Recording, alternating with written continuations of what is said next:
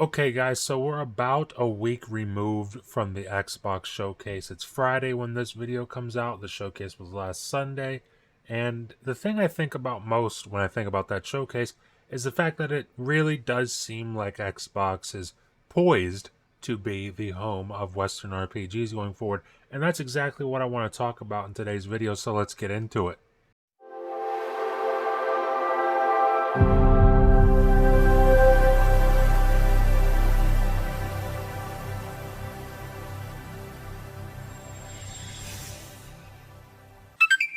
I mean, you think back to that show and what we all saw. Obviously, the first party presence for Xbox was very, very good at that show.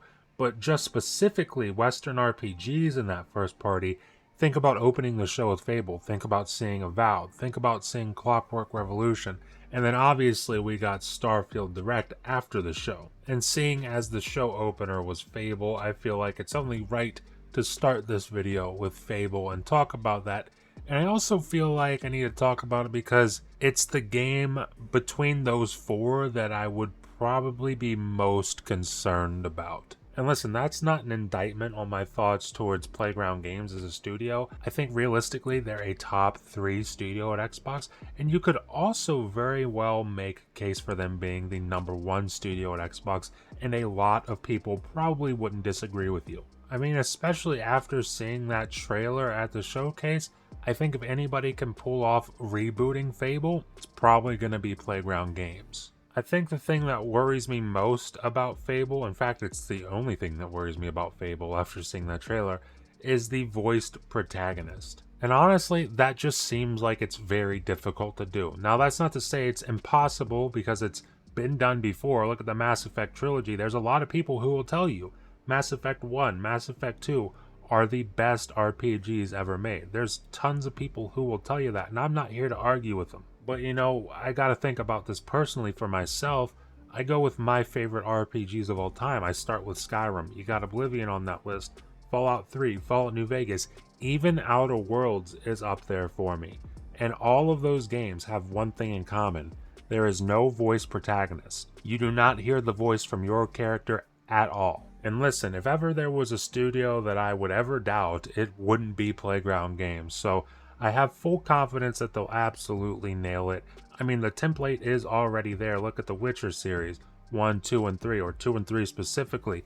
If Fable can do what The Witcher does, but obviously you want to inject some British humor, you want to make it a little bit more light. Obviously, Fable is not nearly as dark of a world as The Witcher, and you got to take that into consideration. But if they can do that while injecting that Fable charm, there's no reason to think that this game can't be magnificent. I mean, it's not even a question. Visually, I'm not worried about this game, even in the slightest. That trailer captured in-game footage from Xbox Series X. That was confirmed by developers after the showcase. That whole trailer was captured on Xbox Series X. Looks absolutely phenomenal. I mean, the animations looked really fluid, but I don't know what I was expecting, but it kind of did surprise me how fluid animations were. We did see some snippets of gameplay, some snippets of combat, and the combat looks nice. You got the spells, obviously, you got the sword. She kicked somebody and he did like a flip backwards. It seemed like it had a lot of weight to the game, and I really did enjoy that. So hats off to Playground Games for showing out the Xbox showcase. They absolutely nailed that trailer. They deserve the love. I'm interested to see more. Fingers crossed the next time we see it, we can get a release window. I'm hoping early 2025, maybe late 2024. That might be a little too optimistic, but I got my fingers crossed. I really want to see more of this game going forward. Now, up next, we've got to talk about Avowed. Now, when I saw the Avowed trailer, I thought it looked amazing. It wasn't until a few days later that I really started paying attention to Twitter, and there was this weird sentiment online that Avowed looked bad. People were disappointed with it, and I was genuinely confused, honestly. And I feel like the big thing that people really latched onto from that trailer and started to complain about online was just how it looked visually. Now, again, when I watched that trailer, I was thinking the whole time, this looks amazing. I can't wait to play this, right? But it seems like a lot of people took issue with how different from the original, CGI trailer we saw it looked. And my thoughts on that is like, well, the original trailer was CGI. What did we expect? When you look at Obsidian's games, they have a specific style. And then you look at something like Outer Worlds, well, Avowed just looks like an Outer Worlds take on Skyrim. And I'm not mad at that. You also have people saying that the game looks too colorful in that trailer. Well, again, these are the folks who made Outer Worlds. Look at the Outer Worlds color palette versus the subject matter of Outer Worlds. Subject matter is very, very dark in Outer Worlds. The color palette is the exact opposite. Now, if I compare the Outer Worlds color palette to what we saw in the Avowed trailer, well, the Avowed trailer is nowhere near as colorful as the Outer Worlds color palette, like not even in the same stratosphere. So what I think happened in this trailer is we saw just a bunch of different environments. We saw a bunch of different landscapes, and because we saw all these different landscapes and environments, well, some of them happened to be a little bit colorful. So I'm definitely not worried about the setting or the tone of this game. I mean, you listen back to that trailer, obviously he's talking about some pretty serious stuff in that voiceover, so I'm not thinking it's going to be just some silly, goofy, funny game. I'm sure there will be funny things that happen, and it is Obsidian after all, but at the same time, it sounds like a pretty serious story. I mean, the gameplay that they showed in the trailer looked amazing as well. I mean, at least to me, I really loved what I saw with the spells. There was that one spell that shot like a void in between a group of enemies and it just kind of sucked them all into the air. That looks awesome. Obviously the fire spell where you see the full animation with like a circle with his hands and he shoots fire. That looks amazing to me. And one thing that has me really excited for this game, I see a lot of people talking about this like it's a negative. Well, they actually came out and confirmed the scope of the game to be comparative to that of Outer Worlds, and that has me pretty excited. RPGs, specifically for me, I mean, I get really lost in RPGs kind of to a fault. Skyrim, I played about 200 plus hours of Skyrim before I even touched the main quest for the first time. So it's very easy for me to start an RPG, especially one that is huge, and just never finish it for a good long while. But hey, if the game operates like Outer Worlds, where you have these smaller open worlds, these open hub areas, then you can just go to each hub area, you can get whatever you want to get done, you can just clear the whole area if you want, and you can move on to the next. It's super easy and simple. I like that, especially for Obsidian, because they're really, really good at that. And I think the best news of all for this game is it is confirmed for 2024. 2024 is going to be a pretty crazy year for Xbox, or at least it seems like it is. So I'm really excited for that. I'm obviously super hyped for this game. Love Obsidian. Can't wait to see what they do in this setting. And up next might be what I consider the game of the show for me. I mean, I already knew I was going to be wowed by Starfield, and we will talk about Starfield here in a second. But the game of the show for me, the surprise of the show, was Clockwork Revolution from inXile Entertainment.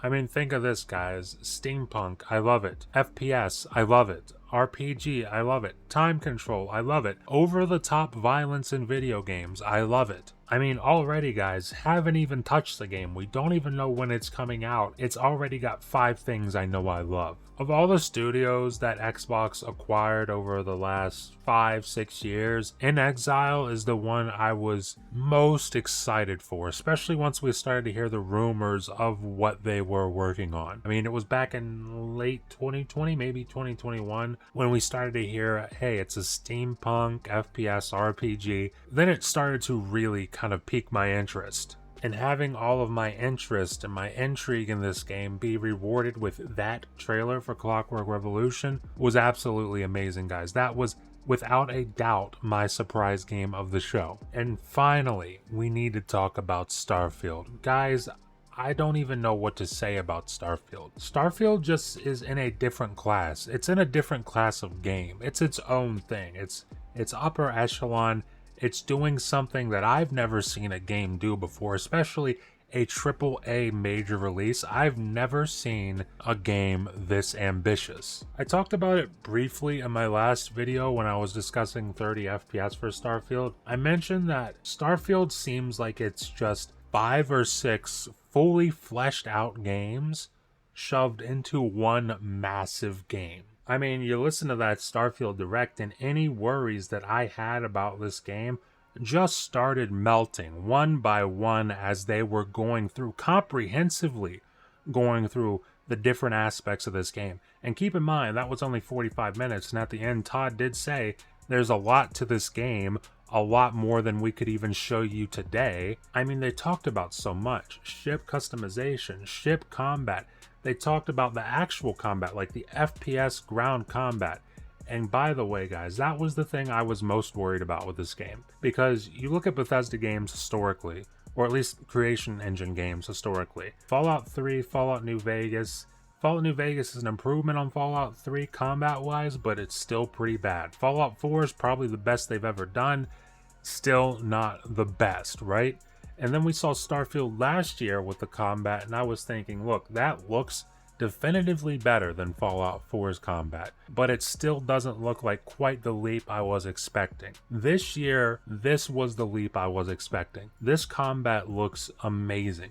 And then you hear the rumors that id Software came in and helped them out with the combat. And when I heard those rumors, I got really excited, but then you come to find out apparently id Software wasn't helping with the combat. id Software was helping entirely with the visuals of the game. And obviously you gotta remember, I'm just taking into account Bethesda's Skyrim versus Bethesda's Starfield. I'm not even taking into account all the countless mods that people are going to make, all the absolutely insane things that people are going to do in this game. We've got 1,000 planets to work with. Modders are going to go absolutely insane with this game. Think about this, guys. We're about 11 years removed from the initial release of Skyrim on 360, PS3, and PC, right?